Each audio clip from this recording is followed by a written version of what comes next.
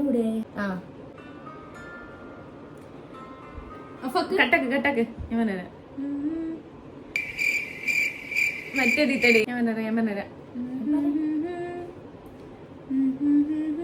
बहुत आए गई यादें मगर इस बार तुम्हें आना. അതല്ല തോടി ജഗ ആ സാധനത്തെ എന്തിനപ്പ പറയാൻ ഈ